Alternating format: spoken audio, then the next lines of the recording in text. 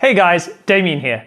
Don't you just hate it when you're talking to a girl and you run out of things to talk about? Or even worse, you get stuck talking about the most boring topics imaginable?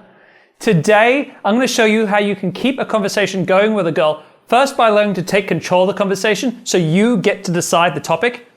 And secondly, by learning to ask the right questions to get her to do all the talking so you can sit back, relax, and let her do all the work for you.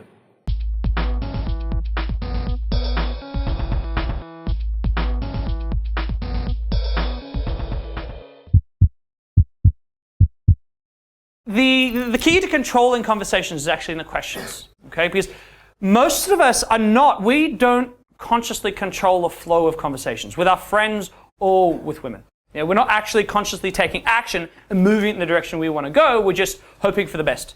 Hoping that she will maybe move in that way or organically it's going to go somewhere. That's not how it has to be. You want to develop the skill set of controlling, being able to control conversations. I mean, who's been caught talking about something they really don't want to talk about?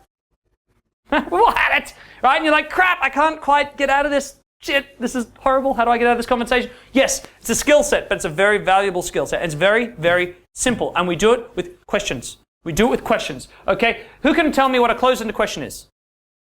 So a lot of you can. Answer that requires a yes or no. Yes, well, yes or no. Maybe yes or no, black, white, 10 degrees. Yeah, very simple, short, concise piece of information. Right? We've all heard of these before. They require short 1 or 2 word answers. They require very little rapport to answer, which is why generally the first question you ever ask anyone is closed-ended. They require very little thinking. They evoke very little emotion. They build no rapport. There's not a lot of investment required to answer a closed-ended question. How old are you? Yeah? What suburb do you live in? Yeah? There's not a lot of rapport. There's not a lot of effort required to answer such a question. But there's one really important part of a closed-ended question. Okay? And it works like this. If I were to ask you, mate, what suburb do you live in? Menai. Menai, cool. How old are you? 22. What's your favorite color? Orange. Who's in control of this conversation? Me. Yes. When you ask a closed-ended question, they answer, the control of the conversation goes back to you. It's closed-ended questions. Whenever that happens, yeah, if someone goes, hey, how old are you? And they go, 26. You're like, okay, now I should say something. That's how conversation works. This is the beginning of conversational control. Closed-ended questions are not great for rapport. They're not great for interesting conversation. In fact, they're generally pretty shithouse. But they are really good when you need to take control. Now I'm talking. Yeah? So here's the thing. We tend to overcomplicate everything, as you've probably heard me say before. We like to overcomplicate everything. Changing the tone, the topic of conversation is actually quite easy. You're talking to a girl. And she's talking about, oh, Lord knows, this doll she used to have. I don't know, something you don't care about. And she's talking about this doll. And you think, boy, I want to change this topic because I think she's bored of it. If she's really passionate about it, be a little bit more sensitive. But if she's talking about this topic she's not interested in, and she's not interested in, you're like, crap, I've got to change the topics. Ask a closed-ended question. How old were you when you got that doll? She's like, oh, I was about 6. Yeah, that's cool. Have you traveled a lot? Like, you look like someone who's probably traveled a fair bit. Now, is that the smoothest transition in the world? No. But the thing is, the second you asked a closed-ended question, the power went back to you. You can go, oh, cool. Stop, think, leave a small pause, then ask a new closed-ended question of a new topic. It actually works. It's that simple most of the time. I urge you all to try it on each other. You won't realize people are doing it to you until after they've done it to you.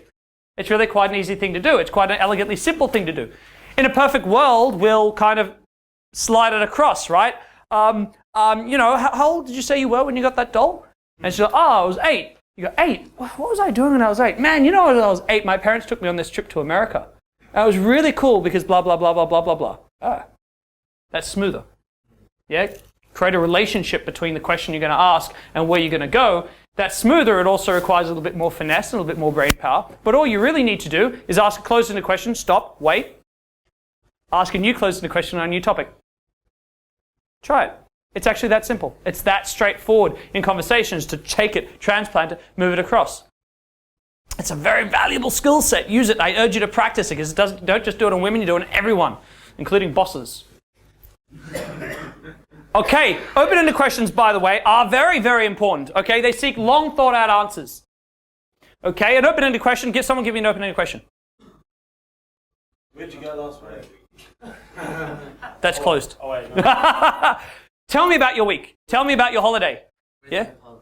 Yeah, well, what's your take on politics? I wouldn't want to ask that question ideally, but yes, you're absolutely right. That is an open-ended question. When someone asks you that, they're looking for a long thought-out answer. It builds more rapport is required, okay, because you're asking them to actually commit brain power to answering the question, okay? It requires conceptual thinking, prepared responses, and it builds rapport, yeah?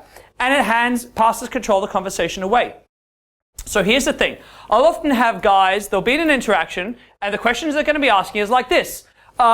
Cool, so like how do you two know each other? I'm like, oh, blah, blah, blah, blah, we met at uni, whatever. You're like, oh, cool, what do you do for work? They go, oh, we're lawyers. You go, oh, cool, how long have you been a lawyer for? Awesome. Where do you usually like to go out on weekends?